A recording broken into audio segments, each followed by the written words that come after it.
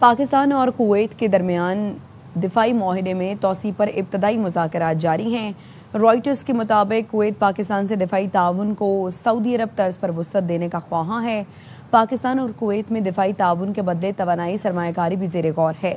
Kuwait نے پاکستانی فوج، لڑاکا طیاروں، ڈرونز، فضائی دفاعی نظام میں دلچسپی ظاہر کی ہے۔ پاکستان کویت کے ساتھ دفاعی تعاون کے بدلے توانائی شعبے میں شراکت چاہتا ہے۔ کویت کی پاکستان میں ڈیزل کے لیے بانڈڈ فیول سٹوریج منصوبے میں دلچسپی ہے۔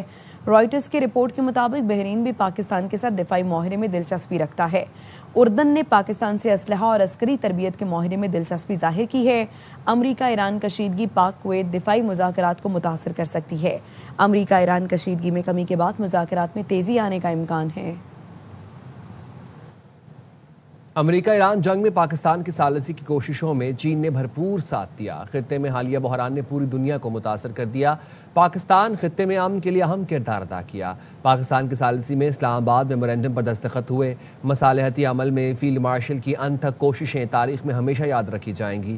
پاکستانی اور چینی کمپنیوں میں 44 کروڑ ڈالر کے معاہدے خوش آئند ہیں۔ وزیر اعظم شہباز شریف کا پاکستان چین فارماسیوٹیکل B2B کانفرنس سے خطاب، بولے سی پیک فیز 1 کے تحت پاکستان میں 30 ارب ڈالر سے زائد کی سرمایہ کاری کی گئی۔ The present crisis in the region has really created huge disruption, not only in the region but all over the world. Pakistan played a very important role to mediate between United States and Iran.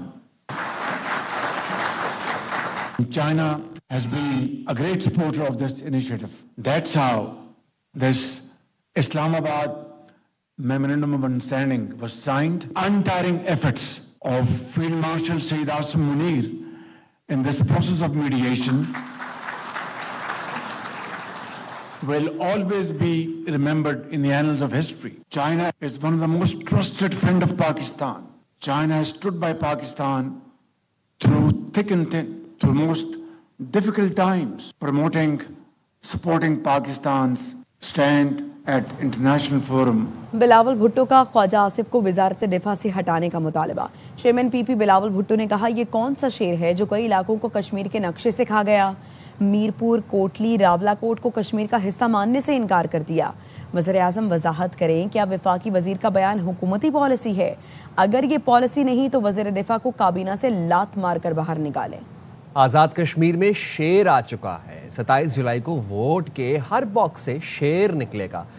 Senior وزیر پنجاب مریم اورنگزیب کا راول پنڈی میں جلسے سے خطاب، police بولیں جو کہتے ہیں پاکستان سے خود مختاری چاہتے ہیں وہ کشمیر کی ترقی کے دشمن ہیں، پاکستان کو کشمیر سے الگ کرنے کا تصور بھی نہیں کر سکتے۔ آج سیاست میں بلند و بانگ دعوے کرنے والے صرف ایک ترقی کا نشان بتائیں جو مسلم لیگ نون کے علاوہ کشمیر میں لگایا گیا ہو۔ جو یہ کہے پاکستان سے خود مختاری چاہتے ہیں وہ اصل میں کشمیر کی ترقی کے دشمن ہیں۔ پاکستان اور کشمیر کو الگ کرنے کا تصور بھی نہیں کیا جا سکتا۔ آج بلند و بانگ نعرے لگانے والے، سیاست کرنے والے صرف ایک ترقی کا نشان بتائیں جو پاکستان مسلم لیگ نون اور محمد نواز شریف کے علاوہ کشمیر میں لگایا ہو۔ 500 ارب سے زائد کے منصوبے اس وقت 27 کو صرف اور صرف جب ووٹ کے ڈبے کھلیں گے، ووٹ کے اوپر نشان صرف اور صرف کشمیر میں شیر آ چکا ہے۔ سابق وزیر اعظم آزاد کشمیر سردار تنویر الیاس کہتے ہیں، آزاد کشمیر میں موجود دہشت گرد کسی رعایت کے مستحق نہیں، ان کے خلاف سخت آپریشن ہونا چاہیے۔ پنڈی سے آزاد کشمیر آتے ہوئے قاتلانہ حملہ کیا گیا، میرا ساتھی سردار آصف مجھے بچاتے ہوئے شہید ہو گیا، اب پتھر کا جواب پتھر اور اینٹ کا جواب اینٹ سے دیا جائے گا۔ جب ہم پنڈی سے آزاد کشمیر کی حدود میں داخل ہوئے، میرے اوپر قاتلانہ حملہ ہوا، ہمارا جو ساتھی تھا سردار آصف وہ مجھے کور کرتے ہوئے شہید ہو گیا۔ ہم نے میڈیشن کی کوشش کی، ثالثی کی کوشش کی۔ یہ جو دہشت گرد ہیں یہ کسی رعایت کے مستحق نہیں، ان کے خلاف ایک بڑا ڈیپ آپریشن کرنا ہوگا۔ آئندہ پتھر کا جواب پتھر سے ہوگا، اینٹ کا جواب اینٹ سے ہوگا۔ ان کو اس کی چھوٹ نہیں دی جا سکتی کہ یہ ریاست کو ہائی جیک کریں، ریاست کے اندر را کا ایجنڈا لے کے آئیں، یہ ہمیں قبول نہیں۔ حکومت بلوچستان اور دھرنا کمیٹی میں مذاکرات کامیاب، معاہدہ طے پا گیا۔ فریقین شہدائے زیارت کے لواحقین کے مطالبات پر عمل درآمد پر صوبے میں امن و استحکام کے لیے مشترکہ اقدامات اور شہدائے زیارت کے واقعے کی تحقیقات کے لیے جوڈیشل کمیشن تشکیل دینے پر اتفاق کر لیا۔ حکومتی کمیٹی کی سربراہی وزیر صحت بخت کاکڑ کر رہے تھے۔ حکومتی کمیٹی میں صوبائی وزراء ضیاء لانگو، سلیم کھوسا اور میر عاصم کرد، سینیٹر منظور کاکڑ، بلال کاکڑ اور کمشنر کوئٹہ شاہزیب کاکڑ شامل تھے۔ زیارت واقعے کی تحقیقات کے لیے جوڈیشل کمیشن تشکیل دینے پر اتفاق کیا گیا۔ وزیر اعلیٰ بلوچستان کی سربراہی میں امن و امان کی صورتحال پر اپوزیشن اور شہداء کے لواحقین کا مشترکہ اجلاس ہوگا۔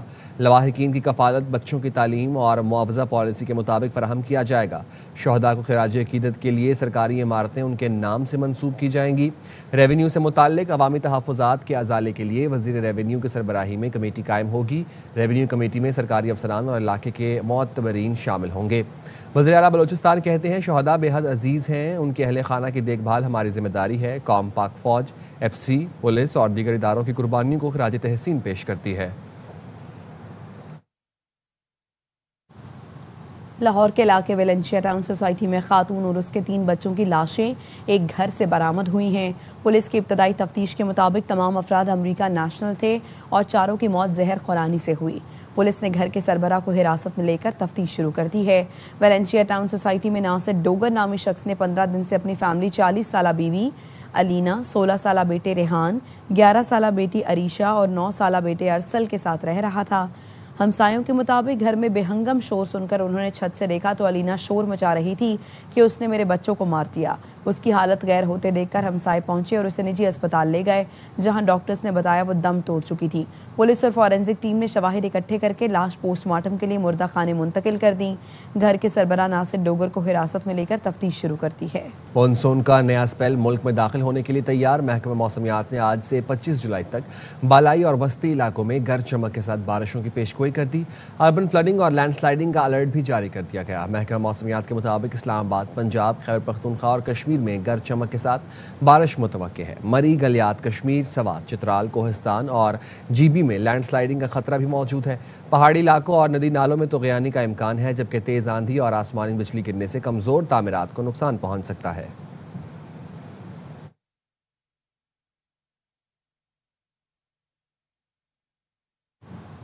مونسون بارشوں کے پیش نظر حافظ آباد میں نالوں اور سیوریج لائنوں کی صفائی مکمل کر لی۔ بابر اعجاز رپورٹ کریں گے۔ مونسون بارشوں کے پیش نظر حافظ آباد میں سترہ پنجاب کے زیر اہتمام ڈائیو ویسٹ مینجمنٹ کمپنی کے ورکرز نے بڑے نالوں، سیوریج لائنوں اور برساتی گزرگاہوں کی صفائی مکمل کر لی۔ ٹی ایم سترہ پنجاب کا کہنا ہے کہ شہریوں کو مونسون برسات میں زحمت اور پریشانی سے بچانے کے لیے برساتی اور سیوریج نالوں کی صفائی کا عمل مکمل کر لیا گیا ہے۔ ڈپٹی کمشنر کی ہدایت کے مطابق مونسون بارشوں سے پہلے برساتی نالوں اور سیوریج کی صفائی کر دی گئی ہے تاکہ برسات کے دوران شہریوں کو مشکلات کا سامنا نہ کرنا پڑے۔ شہریوں کی نظریں اب عملی نتائج پر ہیں کہ بارشوں کے دوران یہ انتظامات کس حد تک مؤثر ثابت ہوتے ہیں۔ بابر اعجاز، ARV نیوز، حافظ آباد۔ تربیلا ڈیم میں پانی کی سطح مسلسل بلند ہو رہی ہے۔ انتظامیہ کے مطابق تربیلا ڈیم میں پانی کی سطح 1500 فٹ سے زائد ریکارڈ کی گئی ہے۔ پانی کے بہاؤ میں اضافے کے پیش نظر سپل ویز کھول دیے گئے۔ پانی کا اخراج جاری ہے۔ اسسٹنٹ کمشنر غازی جنید آفتاب نے شہریوں کو ہدایت کی ہے کہ وہ دریا کے کناروں کا رخ نہ کریں۔ تیراکی، کشتی رانی اور ماہی گیری سے بھی گریز کیا جائے تاکہ کسی بھی ناخوشگوار واقعے سے بچا جا سکے۔